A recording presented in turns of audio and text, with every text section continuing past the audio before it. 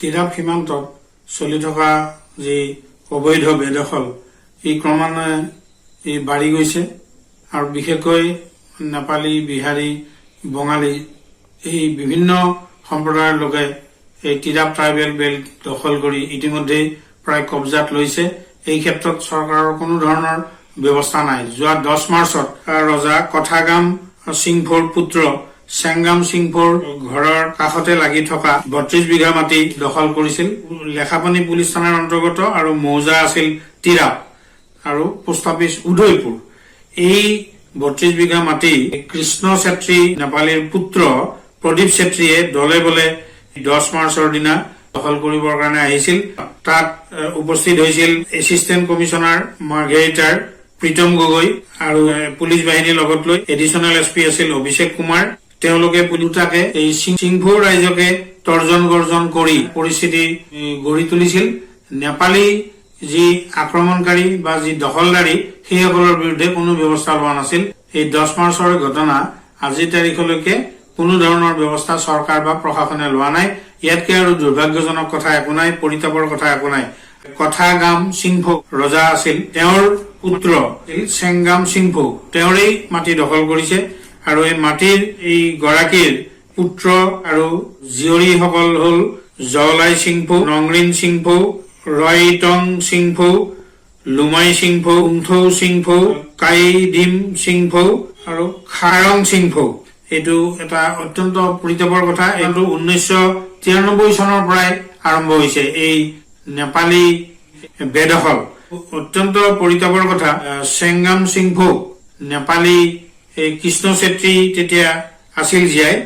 মাটি দখল কৰাৰ পিছত স্বয়ং সিংফোৰ বিৰুদ্ধেই তেওঁক মানে হত্যাকাৰী বুলি পুলিচত অভিযোগ দি পুলিচৰ দ্বাৰাই গ্ৰেপ্তাৰ কৰাই তেওঁক কাৰাগাৰলৈ নিক্ষেপ কৰোৱাইছিল আৰু গুৱাহাটী হাইকোৰ্টৰ পৰাহে বেল লৈ ওলাই যাবলৈ সক্ষম হৈছিল এই চেংগাম সিংফো। এইটো কিমান ডাঙৰ দুৰ্ভাগ্যজনক ঘটনা। আৰু তাৰ পিছতো কেছৰ কোনো ধৰণৰ মীমাংসা আজিলৈকে নহল। আকৌ পুনৰ নেপালীসকলে দলে বলে প্ৰদীপ চেত্ৰীৰ নেতৃত্বত তেওঁৰ মাটি দখল কৰি তেওঁকে হুমকি দি ৰাস্তা পৰ্যন্ত বন্ধ কৰি জেওৰা মাৰি এটা সাংঘাতিক বেয়া পৰিস্থিতি সৃষ্টি কৰিছে। মেজিষ্ট্ৰেট পুলিচ সহ গৈও জেওৰা মাৰি ওলোৱা সোমোৱা কৰা, ৰাস্তা বন্ধ কৰাৰ পিছতো কিন্তু নেপালীৰ বিৰুদ্ধে কোনো কাৰ্যকৰী ব্যৱস্থা লোৱা নাই। এইটো অত্যন্ত পৰিতাপৰ কথা। লেখাপানী থানাৰ ওচি নিতু চাংমাই তেওঁ সেই পুলিচ বাহিনীটোৰ লগত সেইদিনা তাত উপস্থিত আছিল। অভিষেক কুমাৰ যাদৱ তেওঁ এডিচনেল এছপি, এইসকলেও এই ক্ষেত্ৰত কোনো ধৰণৰ কাৰ্যকৰী ব্যৱস্থা লোৱা আমি দেখা নাই।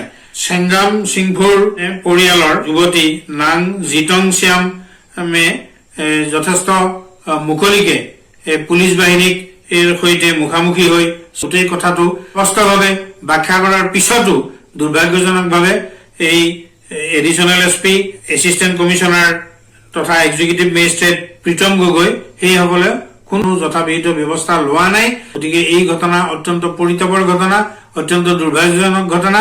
আৰু এতিয়া অসমৰ ৰাইজে উপলব্ধি কৰক যে টিৰাপ সীমান্তটো হল ট্ৰাইবেল বেল্ট।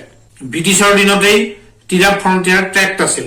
ব্ৰিটিছ যোৱাৰ পিছত স্বাধীন চৰকাৰে টিৰাপ 2 ভাগত বিভক্ত কৰিলে। টিৰাপৰ সিংফোসকলে অসমৰ লগত থাকিবৰ কাৰণে সন্মতি দিছিল আৰু সেইকাৰণেই এই টিৰাপ এই বেল্টটো অসমৰ লগত থাকিল আৰু এটা খণ্ড অৰুণাচলত গল। টিৰাপ জনজাতি বেল্ট এৰিয়া এইটো গঠন কৰাৰ সময়ত যিবোৰ জাতি জনগোষ্ঠীৰ লোক আছিল সেইসকল তাত থাকিব পাৰিব।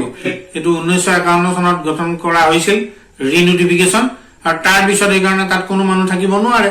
কিন্তু আজি তাত জনগোষ্ঠীয় মানুহ প্ৰধানতঃ সিংফো, টাইফাকে, টাংচানগা, চেমানগা আৰু খামিয়াং এইকেইটাই মূল। সোণোৱাল কছাৰী বা দেউৰী বা মিচিং, মেচ কছাৰী, মটক আছে, মৰাণ আছে, টাই আহোমো আছে। এই গোটেই খিলঞ্জীয়াখিনিক এই ৰক্ষণাবেক্ষণ দি টিৰাপ ৰক্ষণাবেক্ষণ কৰাটো চৰকাৰৰ এটা নৈতিক দায়িত্ব আৰু কৰ্তব্য। ই এক সাংবিধানিক দায়িত্ব।